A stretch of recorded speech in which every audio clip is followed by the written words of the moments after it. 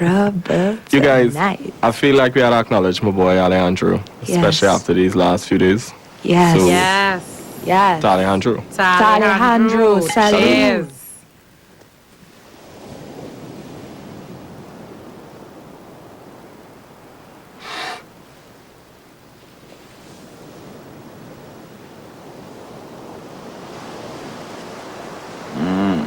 ¿Saben qué? Me siento bien con ustedes. Estas 2 semanas han sido inolvidables. I have no idea what you just said. Some about 2 weeks on how much fun it was. Anyway, I prepared a speech. Del parte del grupo, that's us, here. Agradecir. In inglés. Thank Please. God. Please. We would have been here all week. Anyway, all I was trying to say, Alejandro, is that the past 2 weeks have just been awesome. And I just want to thank you for everything. You know, I mean, you gave us all of this and asked for nothing in return. I must stop you there. Oh, I do have a favor to ask. for you, Alejandro, anything. All right, I suspect that that favor does not end very well. That was an exclusive clip for you there of the movie Trafficked. It made its debut a few weeks ago at the Trinidad and Tobago Film Festival, where it ran away with the coveted prize of Best Local Feature. Now, Garth and Natasha St.Clair are taking their film to local cinema screens. It heads to Digicel IMAX from tomorrow until Tuesday. It airs various times, 8:25 p.m.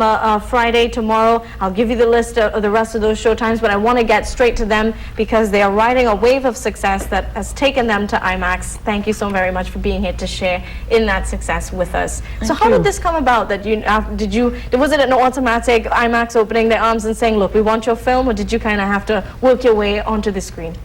I think it was well, coming on from the success of the film festival. I think IMAX and IMAX too have apparently they started opening, or they would like to open the doors to local films, and I think this is a start here because you know they have Sally's Way as well. But I think it was a natural progression from the film festival because of the success. I mean, all the shows were sold out, even the midnight show that was sold out as well. So yeah, it did well, and I think it springs from that. And just, Natasha, the genesis of this backpedaling very many months back to when you all first conceptualized this idea. This was your first foray into film. How did that come about, and was that absolutely terrifying? Not terrifying, but just exciting. I mean, we're a radio show, and we wanted to translate some of these stories that we tell on radio to the screen, because we wanted people to see and feel and experience what some of the people that we've interviewed have gone through. So we were very enthusiastic and bubbly about it, but then we realized, okay, we have to raise a certain amount of money. That was the challenge, I think, because we had to go to so many different individual ministries and agencies to compile all of that money, and that slowed down the production process quite a bit. But we were always confident that we would have a product that people would engage with and like, and the kind of responses that we got at the film festival. I mean, films sold out. I mean, that's unheard of. We beat Marshall. But apart from that, I mean, the responses, when you go to a film, you expect to see people interact with it, and people talking at the screen and laughing at certain intervals. And when the credits start to roll, they're still in their seats wondering, what have I just seen? You know, that is the kind of response that we wanted from people, and we hope that more people get to experience that at IMAX. So, Mr. St.Clair, when you watched this coming together, how involved did you decide to be or not be in the nitty-gritty? As executive producers, you're responsible for the money, but you may also have had an interest in seeing who was cast, who was put on as director. How involved did you get? Well, that part of it was left up to Sean. As you know, he himself, you know, has very he writes very well, and he picked his cast and everything.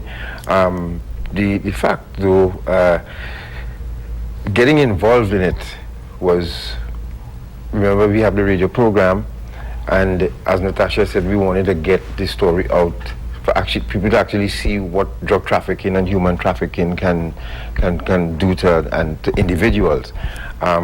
So we try not to interfere with the creative process of it, but we have the stories. So we left that up to Sean to put it out on the screen. And this being Sean Hodgkinson, director of a story about Wendy and a story about Wendy too. Yes, and as well, people will see from the film that they did a fantastic job despite the challenges with the financing. Now, we must, of course, highlight the people who involved, who started us off, like the British High Commission, Toyota. When we made our first trip to the UK, these were the two people involved, two entities involved, who made sure we got there to do these interviews. And that is where it started. And then when we decided that we told the stories on radio, because these are stories of our nationals and Caribbean nationals who are incarcerated for drug trafficking in the UK. And so the Ministry of Justice, UK, British High Commission, they ensured that we got the stories. When we ran them on the radio, we decided, okay, let's take one and turn it into film. That's when we contacted Sean and Marcia, deceased Marcia Henville, because she was very much a part of the production as well. And then we went to FCB. Right away they said yes, thank God. Our current on-air sponsors, National Alcohol and Drug Abuse Prevention Program, NADAP, and of course the Ministry of Health and other entities like the Ministry of Tourism, Tobago House of Assembly, because remember all this was done locally, shot and filmed right here in Trinidad and Tobago. So our side was getting the financing to do it. And I think however, let's not forget that it's a crime fighting tool. Yep. That is what it's intended to be, because our mandate is education. And we would like the government of Trinidad and Tobago, especially from national security, of course, and we have the support of the counter-trafficking unit of Trinidad and Tobago, to embrace this as the CTU did and make sure that every citizen of Trinidad and Tobago and the Caribbean sees traffic. So, Mr. St.Clair, without giving too much away for those who haven't seen the film and you want them to come out to IMAX, what are some of the things you want them to take away from the film so that they are smarter citizens who are more aware about their safety? Well, be naive. Young people especially tend to throw caution to the wind, especially when they go on vacation and they're out of the attention of their parents and the people who are taking care of them, about being naive and gullible. That's because, as much as we would like to not admit it, but human trafficking exists, and it's something that people don't advertise for, but it's happening because people need organs. Remember, so there's organ trafficking as well. People need other people to transport drugs for them. People need people to enslave. As sad as and harsh as it might sound. Yeah, these are difficult subjects to talk about. And do you find that when people react to the film, the reaction is one of, I never knew that it was as prevalent, or Yes. it could turn out like this? Or that it happened so easily, because I've got a lot of questions for people who've seen the film about drug trafficking. How does it happen? Is this real? Do they really have to swallow 100 pellets? Yes, that does happen. And I think what this film does as well is sort of humanize this big crime problem of drug trafficking. And the characters, the cast is amazing. The chemistry between them is amazing. And I think they did a very good job, despite the fact that they are newbies in terms of film.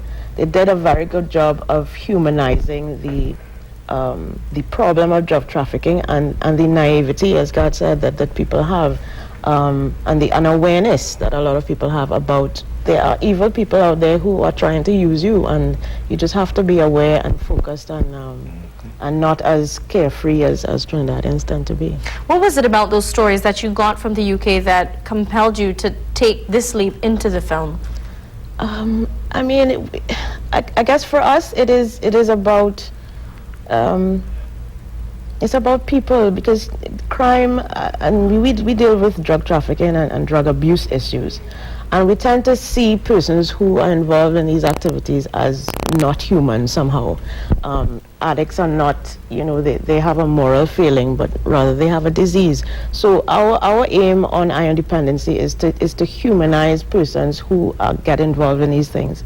And the women and a couple of men that we spoke to in prisons in the UK touched us so much. I mean, Garth always talks about how when we leave those prisons and we leave those women behind, we feel, we feel hurt and we feel sad for them, because we know that they, what they have experienced, it can't be measured in terms of how it has impacted their lives and their families.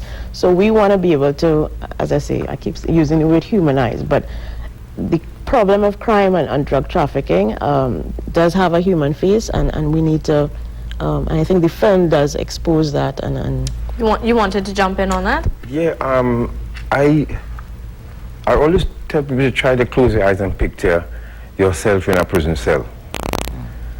You just had a good career, you're a good cameraman, you're good, you're a good host, and you were enticed to use drugs, and it started a domino effect in your life, and you now have time to sit in a cell and imagine your whole future, your past, and what you would have been.